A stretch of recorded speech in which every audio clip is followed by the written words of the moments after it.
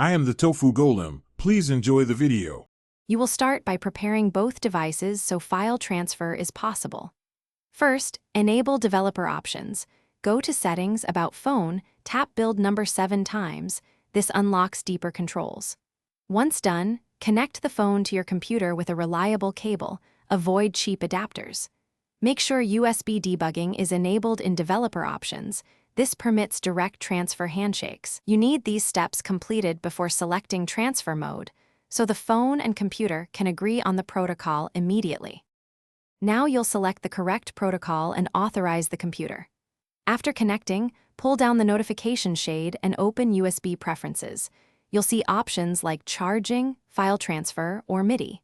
Choose file transfer, also called MTP, because it exposes internal storage to the computer safely. Next, check the phone screen for an authorization prompt and tap Allow so the computer gets permission. This registers the device and lets drivers or the OS mount storage. If prompted, select Transfer Files again. Finish by accessing files and using simple fixes if needed. Open File Explorer on Windows or Android File Transfer on Mac OS to browse and copy files. Drag and drop works for most transfers. If the device doesn't appear, toggle the USB mode back to charging, then to file transfer, try a different high-quality cable, or reboot phone and computer.